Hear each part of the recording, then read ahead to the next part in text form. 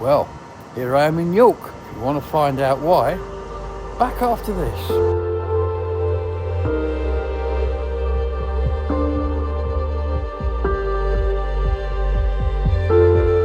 Today's video is sponsored by Heart of the Tribe Gallery, where art meets community. More about that later. Welcome back to the channel, and I hope you're having a brilliant week. Today you find me in the city of York, in the county of Yorkshire, up north. I'm here because I want to go and visit the National Railway Museum. And also because I used to come here with my mum and dad once a year, and it's the first time I've been back since they passed. So it's kind of laying that to rest a little bit, and this film is going to be dedicated to them. So, more on that. We'll pick this up tomorrow, but from now I'm staying in there. I'm going to go and get some shut-eye, and I will see you bright and early in the morning. Well, ladies and gentlemen, behind me you can see Drake's Fish and Chip Shop, and I will tell you why I'm here when I get inside. Well guys, welcome back. One of the reasons I wanted to come to York this weekend was because I wanted to come here. This is a fish and chip shop in York. Now, I used to come to York every year with mum and dad, and then latterly with mum. It was part of her annual pilgrimage to the North York Moors in Yorkshire. She loved this place. And I've not been back since they passed. It's, ghosts and things. But I decided I wanted to come back. I'm here to see a museum video about the Railway Museum, or the NRM. But I also wanted to come to this little cafe here, this fish and chip shop, Drake's I think it's called. Just to go somewhere else to be with mum and dad. It's weird, but hey, it's done now. I would like to dedicate this entire film to my mum and dad. Today, particularly it's Father's Day, but to both mum and dad, they were wonderful people, and I love them dearly, and I miss them terribly. So this video is for you guys. Ladies and gentlemen, York Station.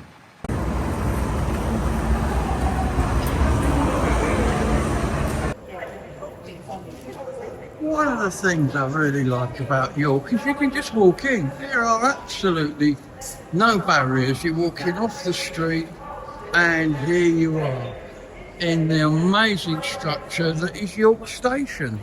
Let's walk through here and get towards the bridge. So this is not the original York Station. That honour belongs to a wooden construction opened in Queen Street. That lasted until 1841, when a newer station was built, a terminal station inside the city walls. They had to actually create a new hole in the walls to put the trains through. God, that would never happen today, would it? So, the current station in which we stand was opened in 1877, and at the time was the largest railway station in the world. Building of this station obviously allowed the line to travel north, which is that way behind me, to Scotland eventually, and build the northeastern rail link that we have today. We're now currently sitting in what used to be a signal box on the station. It's been converted now to a Costa's. I'll take you down and show you the outside in a minute, but there is a bridge across there that we are going to take in a minute, because that will take us to the museum, which is basically over there. And there is the old signal box right here in the heart of the station. As you can see now, it's a coffee store. This is the amazing curved train shed that I was mentioning. As you can see, it is absolutely stunning. So now I'm going to head across that bridge, because that takes me to the museum. Let's go and look at some old stuff. They sure know how to make a clock in the day, didn't they?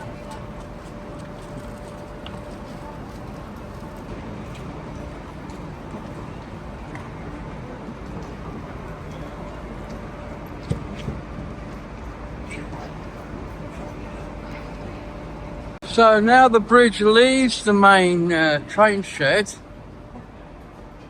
and some outdoor platforms are here. This is what I arrived in yesterday on one of these.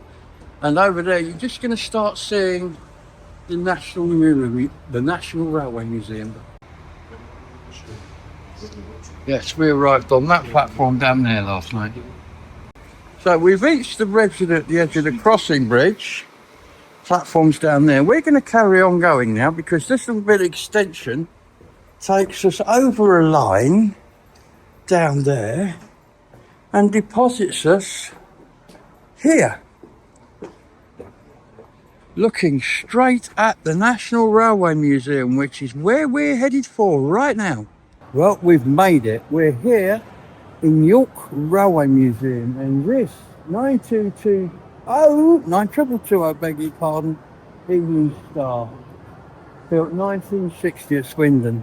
Absolutely beautiful. We were at Swindon a while ago where that was actually made. Now we're here in York, seeing her himself. I'm stood by the turntable, which forms the centre of the museum.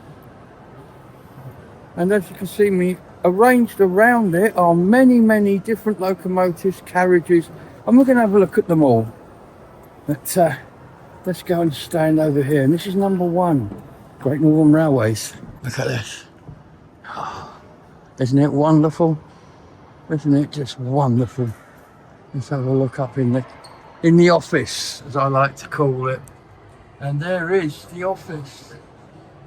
I'm going to tell you a little bit about each locomotive that I see, as much as I can with my limited knowledge. If I can't find information, I won't tell you.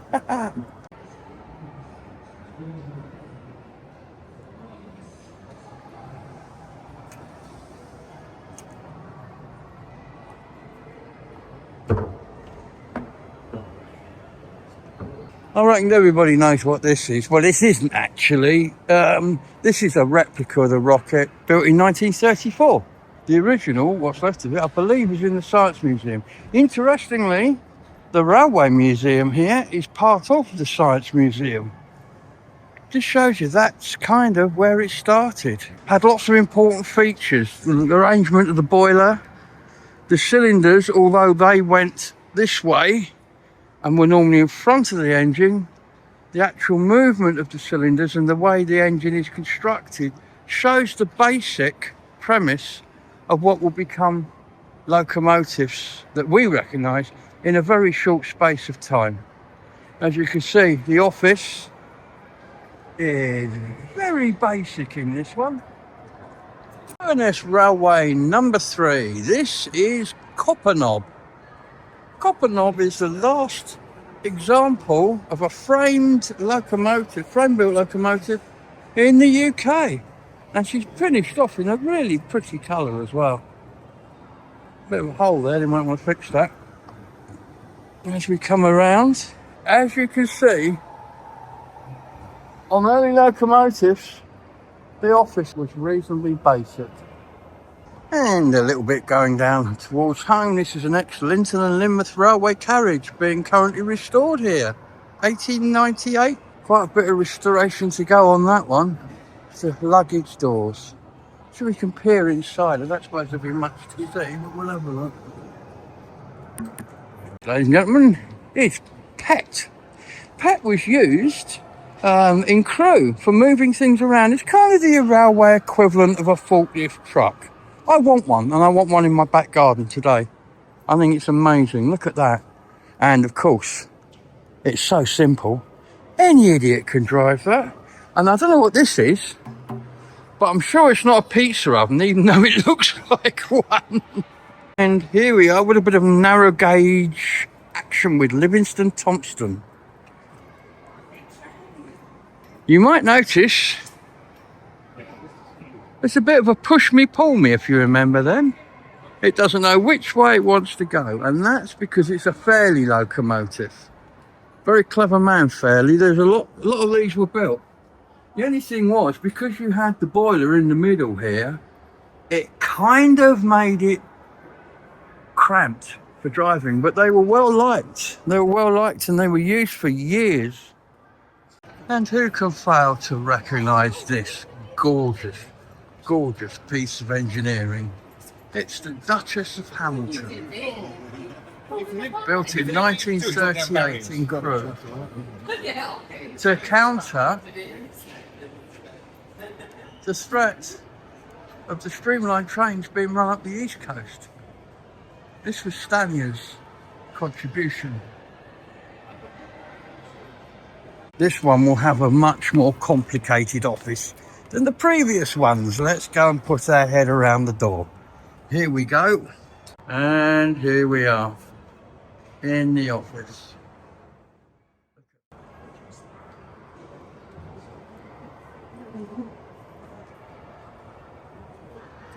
Eastern Counties railway carriage from 1851, and is said to be one of the oldest surviving railway carriages in the world.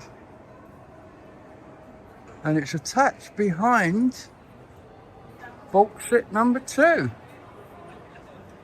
which is from 1874 and was an industrial locomotive. Have you ever wondered what's inside a locomotive? Well, I'm going to show you. Here's the tender, which you can see built for coal and water. The blue part underneath is where the water would be, quite a lot of it, and the coal sits up on top there, and it's then fed in through the cab by the fireman to the boiler. As you can see, there's quite a lot going on. The coal down there would heat, and the heat would then pass up and go into those pipes that you can see there. That would then come through all these different shaped pipes. You had high pressure and low pressure steam, and then the fumes from the fire are vented out up there. As you can see, the pistons, high pressure piston and a low pressure piston. The high pressure piston on top, the low one below it. So if we go around the corner here, we can clearly see that this is in the colours of the old London to Brussels and Paris night ferry. They were the days. Now you have to go on Flixbus. It's not as good. What a beautiful locomotive that is. So, I mentioned earlier that the Stanya's answer to streamlining was an answer to what they were doing over on the East Coast. And here it is, Mallard. Probably one of the most famous A4 Pacifics out there. There it is. We've got to go and have a look at the engine. Let's go and have a look at the office, shall we? There you can see, as usual, lots of pipe work. And over there is the entrance to the coal scuttle. And down there is the boiler where the coal will go. And of course, as ever, hot brew being kept over the door. Absolutely fabulous. What an amazing piece of technology that train is. And of course, very small view out the front. So of course, Mallard is famous for holding the world speed record for a steam locomotive. On the 3rd of July, way back in 1938, this bad boy did 126 miles an hour, setting a record for a steam locomotive that has yet to be beaten anywhere. What they don't tell you much about though, was at the end of that run, it was so knackered they had to virtually rebuild the thing. It almost shook itself to pieces, but it did it. 126 miles an hour. Well done, Mallard. Well done. Let's go and have a look from above, shall we? Because this is a nice view here. You can see Mallard in all of her glory.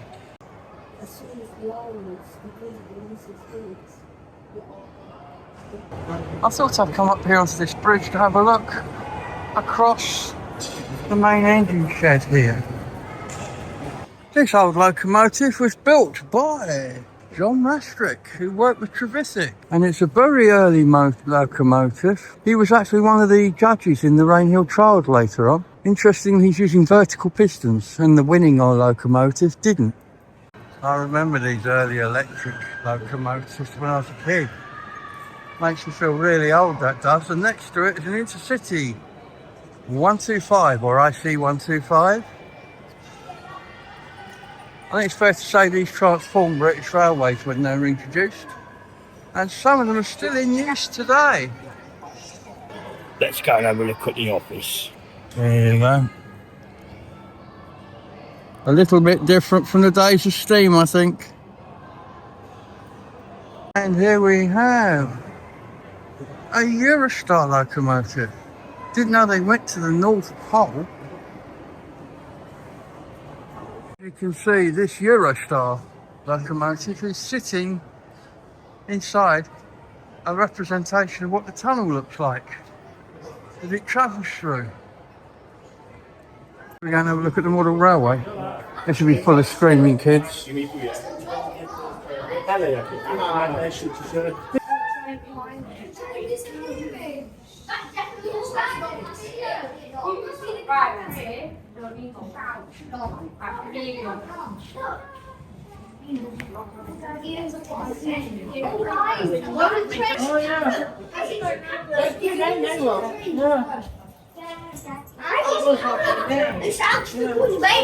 Number 300, it was built in 1896, so as you can see, technology moved on apace. But here we have a bullet train. Lots of Japanese visitors on that particular one. And over here, look at this. Look at this bad boy.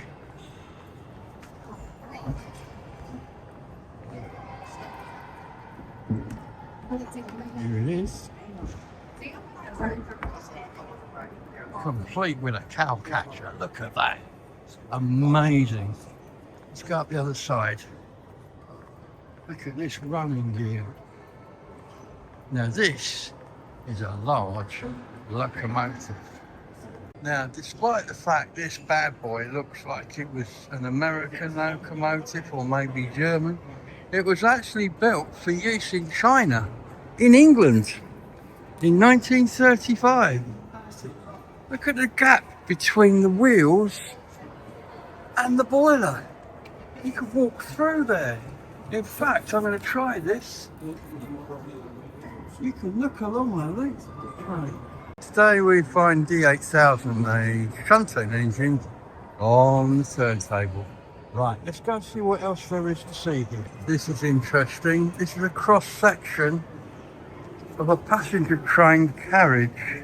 As you can see, it's all built from aluminium box sections.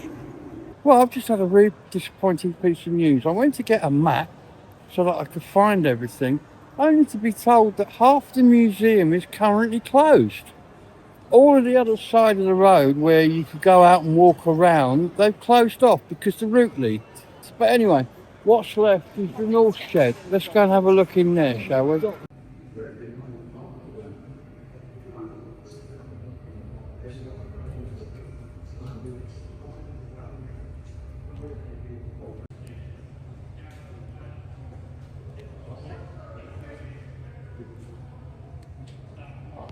Lots of stuff to see in here. If you like modelled engines, this is the place to come. Look at them all lined up. I don't know why, but I've always wanted to know how heavy these are. And that's a strange thing to wonder.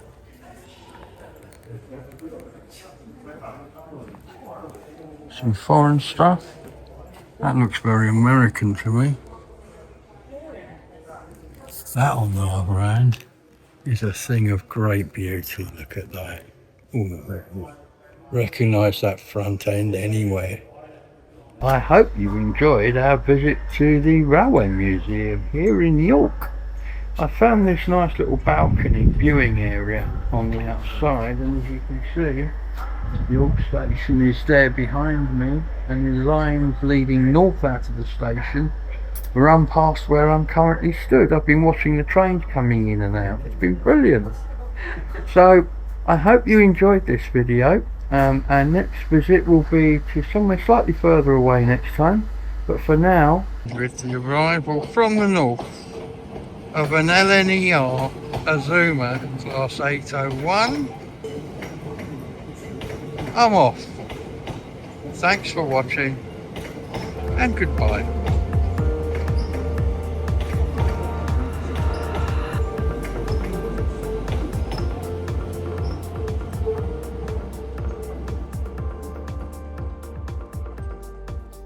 The Heart of the Tribe Gallery is a community art gallery situated near the top of Glastonbury High Street. They host amazing exhibitions supporting local artists, and they have a beautiful secret garden out the back. So be sure to check them out and support local art.